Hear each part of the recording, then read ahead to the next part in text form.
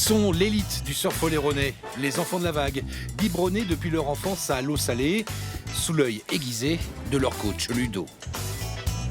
Petit manque de contrôle, mais le roller a été osé. On monte encore? Ok. Attends, comme Zach, si tu tombes, 10 pompes.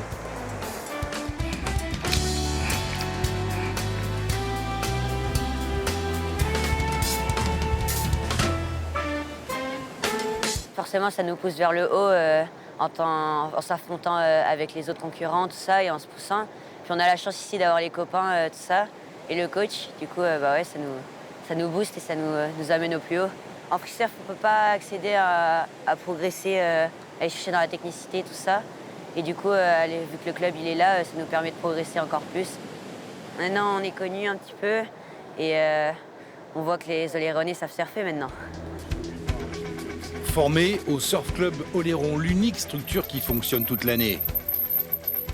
Aujourd'hui, les enfants de l'île sont de vrais compétiteurs, comme Zachary, numéro 3 dans sa catégorie, un des espoirs français de la discipline.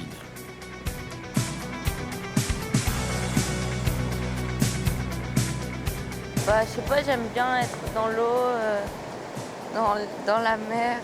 Alors par contre, avoir un coach qui te suit tout le temps, un club, des copains, Ouais. ça te fait progresser toi dans le surf?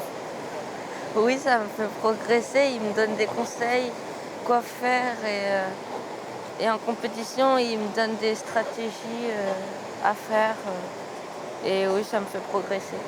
Le pôle France l'a déjà invité, l'équipe de France le zieute, il y a des stages en projet. C'est vraiment un vrai espoir oléronais. J'espère qu'on va l'aider et le voir prochainement sur les podiums. On essaie de proposer quelque chose qui permette à nos enfants d'aller le plus loin possible. Normalement, le jour où ils sont en haut niveau, pôle espoir, pôle France, on les a plus. Ils sortent de la trajectoire club. On essaye malgré tout de rivaliser avec des grands clubs comme le Lacano Surf Club, le Basque, l'Osgore Surf Club. En tout cas, de pouvoir proposer aux enfants qui le méritent, parce que par leur travail, par leur sérieux dans l'entraînement, d'aller jusque là où ils veulent aller. John, lui, assure toute la partie vidéo, un support technique devenu indispensable pour progresser. On est bien loin ici de la première génération de surfeurs, une autre époque où la glisse était plus un art de vivre qu'un véritable sport de haut niveau. Depuis que Ludo a mis en place, oui, un vrai pôle compétition, de toute façon, le niveau a vraiment augmenté. Et puis, il y a beaucoup de surfeurs qui ont très envie de partir en compétition. C'est nouveau ça quand même. Ouais. Oui, c'est nouveau. L'envie d'aller en compétition, c'est vraiment nouveau. Parce qu'avant, on avait quand même pas mal de bons surfeurs, mais qui n'avaient pas forcément envie d'aller en compétition. Et ça vient de quoi ça, d'après toi? Toi qui as suivi. Sûrement des structures.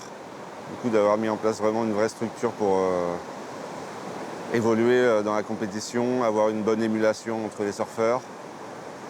Et voilà, le club. Sur Oléron, longtemps, l'esprit était ailleurs, tourné vers l'océan, les vagues bien sûr, mais surtout vers le sud. Les vagues landaises, la côte basque, là où l'on pouvait voir évoluer les meilleurs. Aujourd'hui, les insulaires n'ont plus aucun complexe. L'écart de niveau, il est moins grand qu'avant, quoi, finalement, parce que nous, on bouge partout, on sort dans tout type de vagues, et on fait beaucoup de déplacements dans le sud-ouest, ou même à la Bretagne, en Bretagne, quand y a la compète et tout. Du coup, ça nous permet de surfer partout, et du coup, notre niveau, il commence à un peu plus se rapprocher des mecs du sud-ouest, quoi. L'esprit du surf sur Oléron a le vent en poupe. Le nombre de pratiquants a explosé ces dernières années. Et pour répondre à la demande de ce grand public, les écoles itinérantes l'été se sont démultipliées. Mais ça, c'est une autre histoire, au goût toujours un peu plus salé.